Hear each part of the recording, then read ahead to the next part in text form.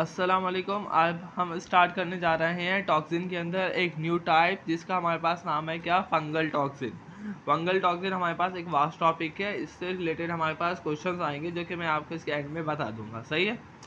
Fungal toxin हमारे पास क्या होते हैं, ये हमारे पास ऐसे टॉक्सिन होते हैं जो किसी भी स्पेसिफिक फंगाई से या फंजाई से हमारे पास क्या होते हैं, प्रोड्यूस होते हैं। सही है। इनको हम नाम देते हैं माइकोटॉक्सिन्स का, जो कि हमारे पास सेकेंडरी मेटाबोलाइट्स होते हैं किसी भी स्पीशी ऑफ फंजाई के। सही है। यानी ये फंजाई के क्या होंगे, हमारे पास सेकेंडरी मेटाबोलाइट्स होंगे जो कि हमारे पास क्या प्रोड्यूस करेंगे, टॉक्सिन्स प्रोड्यूस करेंगे। सही है। अब पहली एग्जांपल आती है हमारे पास, टॉक्सिसिटी कॉज्ड बाय एस्परजिलियस स्पीशीज प्लूरलिस। सही है। अब जो हमारे पास एस्परजिलियस है, ये हमारे पास एक जेनस है किसका, फंजाई का, जिसके अंदर इंक्लूड होते हैं मैनी स्पीशीज जो कि हमारे पास केपेबल होती है कि वो टॉक्सिक कंपाउंड प्रोड्यूस करें। सही है। The toxin produce by are, जो कि टॉक्सिन ये प्रोड्यूस करती है उनमें सबसे पहले आता है एफ्लाटॉक्सिन। सही है। एफ्लाटॉक्सिन हमारे पास प्रोड्यूस होता है मोस्ट ऑफ द एस्परजिलियस फ्लेवस से। सही है। एंड एस्परजिलियस पैरासाइटाइकस। सही है। जो कि हमारे पास कॉमनली फाउंड होते हैं किसके अंदर, इम्प्रॉपरली स्टोर्ड ग्रेन्स के अंदर, नट्स वगैरह के अंदर और एनिमल फीड्स के अंदर। सही है। हमारे पास जो मोस्ट कॉमन एफ्लाटॉक्सिन्स होते हैं वो हमारे पास B1, B2, G1 और G2 होते हैं। सही है। लेकिन जो एफ्लाटॉक्सिन B1 है ये हमारे पास मोस्ट टॉक्सिक है और हमारे पास क्या है, कार्सिनोजेनिक है। मीन ये हमारे पास कैंसर कॉज कर सकता है। सही है। ये हमारे पास इसका मैकेनिज्म ऑफ एक्शन और क्या है कि ये हमारे पास कॉज करता है सीवियर लीवर डैमेज को और लीड करता है हमारे पास किसके अंदर, लीवर कैंसर के अंदर और हेपेटोसेलुलर कार्सिनोमा के अंदर। सही है। फिर हमारे पास क्या होता है कि ये हीट स्टेबल होते हैं, तो इनको हमारे पास जो प्रोडक्ट होते हैं उनको उनमें से इनको एलिमिनेट करना ये हमारे पास एक चैलेंजिंग प्रोसेस होता है। सही है। नेक्स्ट आता है हमारे पास ऑक्राटॉक्सिन। ऑक्राटॉक्सिन हमारे पास जो होते हैं वो प्रोड्यूस होते हैं एस्परजिलियस नाइगर, एस्परजिलियस ऑक्रेशियस एंड एस्परजिलियस कार्बोन्यूरियस। सही है। ये हमारे पास क्या करवाते हैं, ये हमारे पास नेफ्रोटॉक्सिक होते हैं जो कि किडनी डैमेज करवाएंगे और ये हमारे पास क्या करवाते हैं, इम्यूनोसप्रेसिव और कार्सिनोजेनिक डिजीज भी क्या करवाते हैं, कॉज करवाते हैं। कार्सिनोजेनिक यानी कार्सिनोमा, कैंसर्स वगैरह, और इम्यूनोसप्रेसिव जिसके अंदर ऑटो इम्यून डिजीज वगैरह आती है। सही है। कॉमनली फाउंड होते हैं हमारे पास ये किसके अंदर होते हैं, सीरियल्स वगैरह के अंदर, कॉफ़ी, ड्राइड फ्रूट और वाइन्स वगैरह के अंदर ये पाए जाते हैं। सही है। फिर आता है हमारे पास toxicity caused by the Claviceps purpurea. सही है। जो हमारे पास ये फंगस है ये हमारे पास रिस्पॉन्सिबल होता है किसके लिए, एर्गोटिज्म के लिए। सही है। जो कि हमारे पास एर्गोटिज्म क्यों होता है कि हमारे पास ओवर प्रोडक्शन हो जाती है किसकी, बायोएक्टिव कंपाउंड्स की, जिसका नाम क्या होता है हमारे पास, एर्गेट एल्कलॉइड। सही है। जब एर्गेट एल्कलॉइड्स बढ़ेंगे तो एर्गोटिज्म होगा। सही है। दिस कंपाउंड इंक्लूड द एर्गोटामीन, इसके अंदर क्या होगा, एर्गोटामीन होगा, एर्गोक्रिस्टीन होगा एंड एर्गोसिन एंड एर्गोक्रिप्टीन। एर्गोटामीन, एर्गोक्रिस्टीन, एर्गोसिन एंड एर्गोक्रिप्टीन, ये हमारे पास 4 कंपाउंड होते हैं जो कि हमारे पास इस फंगस के रिस्पॉन्सिबिलिटी होती है। इसका मोड ऑफ एक्शन क्या होता है कि ये हमारे पास सबसे पहले वेजो कंस्ट्रक्शन करवाएगा। सही है। ये हमारे पास पोर्टेड वेजो कंस्ट्रक्टर है तो जो कि हमारे पास लीड करेगा किसके अंदर, रिड्यूस करेगा ब्लड फ्लो को ऑर्गन की तरफ और हमारे पास वेरियस टिश्यू की तरफ, जो कि हमारे पास पोटेंशियली रिजल्ट करेगा किसके अंदर, गैंग्रीन के अंदर और टिश्यू डैमेज के अंदर। सही है। फिर आता है न्यूरोट्रांसमीटर इंटरेक्शन। न्यूरोट्रांसमीटर इंटरेक्शन के अंदर ये हमारे पास क्या करेगा, ये मिमिक करेगा न्यूरोट्रांसमीटर्स को, लाइक सेरोटोनिन एंड डोपामिन को, जो कि हमारे पास क्या करेगा, लीड करेगा वैरायटी ऑफ न्यूरोलॉजिकल इफेक्ट। सही है। इसके सिम्टम्स आते हैं हमारे पास जो कि रेंज करते हैं फ्रॉम हेलुसिनेशन टू कन्फ्यूजन और टू कन्वर्जन। सही है।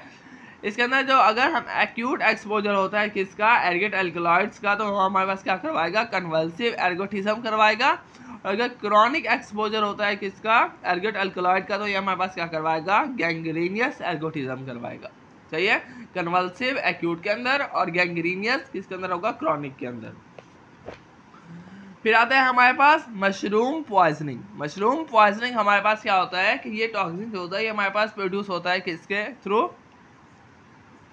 एमिनेट SCP, सही है। जो इसके अंदर हमारे पास एमनेट की स्पीशीज आती है, जिसके अंदर सबसे पहले आता है एमनीटा,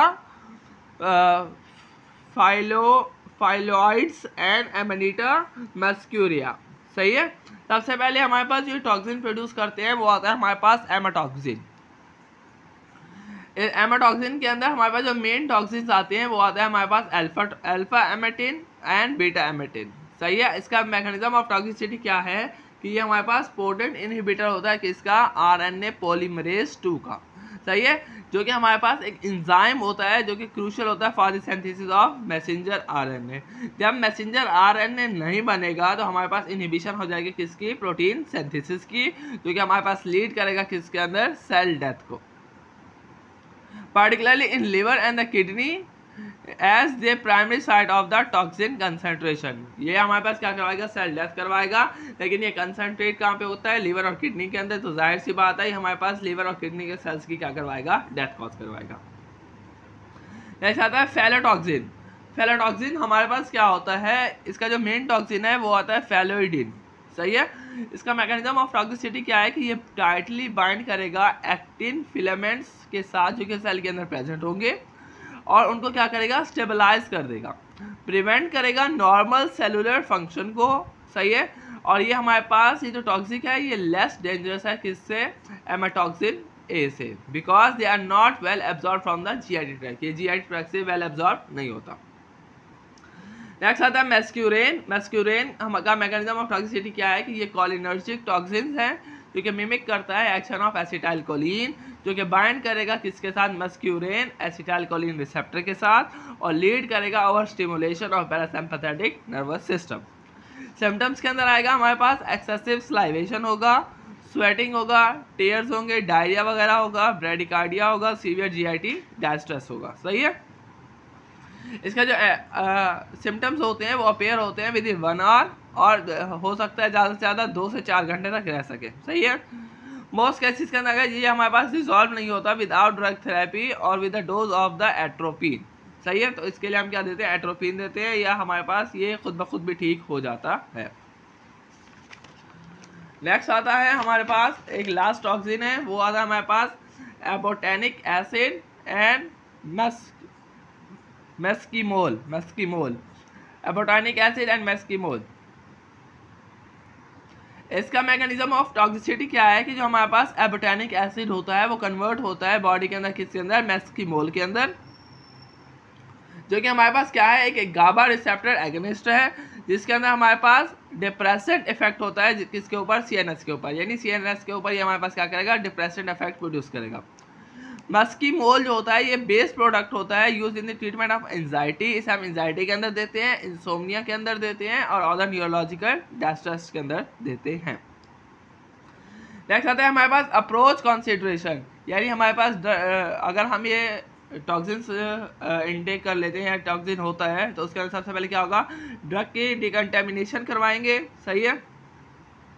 यानी पोस्ट पेरेंडियल आर के अंदर हम क्या करवाएंगे, गैस्ट्रिक लेवार्ज करवाएंगे, सही है, और एक्टिवेटेड चारकोल देंगे ताकि हमारे पास अगर कोई टॉक्सिन बॉडी के अंदर है तो उसका पता लग सके और वो इजीली क्या हो सके, बॉडी से एलिमिनेट हो सके या आउट जा सके। एक्टिवेटेड चारकोल हम क्या करते हैं, यूज़ करते हैं for the absorption of most toxin, ये मेन पॉइंट है हमारे पास। नेक्स्ट टॉक्सिन्स के अंदर आता है हमारे पास पैरोलाइजोडीन एल्कोलॉइड, सही है। पैरोलाइजोडीन एल्कोलॉइड हमारे पास क्या होता है, हेट्रोसाइक्लिक केमिकल कंपाउंड होते हैं जो कि प्लांट से प्रोड्यूस होते हैं, सही है, और ये हमारे पास हर्बीवोरस एनिमल से प्रोडक्शन के लिए बनाए जाते हैं, सही है। किन फैमिलीज के अंदर सबसे ज़्यादा हमारे पास पैरोलाइजोडीन एल्कोलॉइड होते हैं, वो होता है एस्टुरेसी, बोराजिनेसी, फेबिएसी और या लेगमिनेसी भी हम इसे बोलते हैं। इसकी टॉक्सिसिटी कैसे होती है कि लीवर हमारे पास एक प्राइमरी ऑर्गन होता है किसके लिए, pyrrolizidine alkaloid toxicity, PME pyrrolizidine alkaloid toxicity. ये हमारे पास क्या करवाता है, वीनो ऑक्लूसिव डिजीज करवाता है, जिसे हम आल्सो इसको हम बोलते हैं हेपेटिक साइनोसाइडल ऑब्स्ट्रक्शन सिंड्रोम। इस सिंड्रोम के अंदर हमारे पास क्या होता है, साइनोसाइडल मीन का मतलब ये होता है कि जो हमारे पास आर्टरीज, वेन या कैपिलरीज होती हैं जो कि हेपेटिक यानी लिवर के अंदर है फॉर दी ब्लड सप्लाई, उन्हें हम क्या नाम देते हैं, साइनोसाइड्स, और उनकी ऑब्स्ट्रक्शन हो जाती है, यानी उनके अंदर हमारे पास ब्लॉकेज आ जाती है, जिससे हमारे पास वो ब्लड की सप्लाई नहीं हो पाती। सही है। सिम्टम्स के अंदर क्या आएगा हमारे पास, वॉमिटिंग आएगा, ब्लडी डायरिया आएगा, लिवर की इनलार्जमेंट हो जाएगी। सही है, या लिवर हेपेटोमेगाली भी हम इसे बोलते हैं। When pyrrolizine alkaloids are taken with a large amount, they cause acute toxicity, which is characterized by the hemorrhagic necrosis. ये अगर इसका acute toxicity होती है तो उस केस के अंदर ये हमारे पास क्या करवाएगा, हेमोरेजिक नेक्रोसिस करवाएगा और हेपेटोमेगाली करवाएगा। उसके साथ साथ ये हमारे पास क्या करवाएगा, एस्काइड्स। एस्काइड्स का मतलब ये होता है कि ये हमारे पास जो वाटर की एक एमुलेशन हो जाती है किसके अंदर, एब्डोमेन के अंदर। सही है, जब एब्डोमेन और हमारे पास लंग्स वगैरह के अंदर पानी भरना शुरू हो जाता है, तो लंग्स के पास पानी आया तो इसका मतलब इसका इफेक्ट कहाँ पे होगा, हार्ट के ऊपर भी होगा। सही है, ये एक्यूट केस के अंदर रहता है। फिर आता है सब एक्यूट केस के अंदर हमारे पास क्या हो जाएगा, ब्लॉकेज हो जाएगी किसकी, हेपेटिक वेन की, जो कि कॉज करवाएगी हमारे पास क्या, HSOS। HSOS क्या है हमारे पास, हेमोरेजिक नेक्रोसिस, हेपेटोमेगाली नहीं है, इसका है हमारे पास हेपेटिक साइनोसाइडल ऑब्स्ट्रक्शन सिंड्रोम। सही है। क्रॉनिक एक्सपोजर के रिजल्ट के अंदर हमारे पास नेक्रोसिस हो सकता है, सेल सबसे पहले क्या होगा, खत्म होना शुरू होंगे। उसकी फेब्रोसिस होगी क्योंकि सेल क्या हो जाएगा, फिर थिक हो जाएगा, और फिर उसकी क्या होगी, सिरोसिस। सिरोसिस का मतलब ये है कि सेल क्या होना शुरू हो जाएगा, हार्ड होना शुरू हो जाएगा। सही है। और फिर हमारे पास एपिथेलियल ग्रोथ भी क्या हो जाएगी, उसकी कंप्रोमाइज होगी, और greatest level of the toxicity in the liver failure and death. तो हमारे पास क्या होगा, लीवर फेलियर हो जाएगा और डेथ भी कॉज हो सकती है। इसकी जो मैक्सिमम डेली एक्सपोजर है हम 0.1 ग्राम यूज़ कर सकते हैं फॉर इंटरनल यूज़ और 10 ग्राम फॉर एक्सटर्नल यूज़। सही है।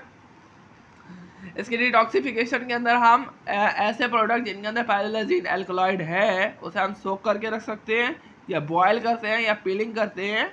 That are indicated as a effective method. सही है, ये हमारे पास इफेक्टिव मेथड होता है किसके लिए, डिटॉक्सिफिकेशन के लिए। नेक्स्ट आता है हमारे पास साइनोजेनिक ग्लाइकोसाइड। साइनोजेनिक ग्लाइकोसाइड्स होते हैं, ये हमारे पास amino acid derived plant constituent होते हैं, जो कि प्रोड्यूस होते हैं एज अ सेकेंडरी मेटाबोलाइट्स के तौर पर। सही है, ये हमारे पास प्रोड्यूस करते हैं, जो साइनोजेनिक ग्लाइकोसाइड होते हैं वो हमारे पास प्रोड्यूस करते हैं क्या, हाइड्रोजन साइनाइड, जो कि उनका एक मेंबर होता है उसके टॉक्सिस के तौर पर। सही है। किन फैमिलीज के अंदर इसकी ज़्यादा कंसंट्रेशन होती है, फैमिली कंपोजिटी, फेबिएसी, लेगमनेसी, लिनिएसी और होजेसी के अंदर। सही है।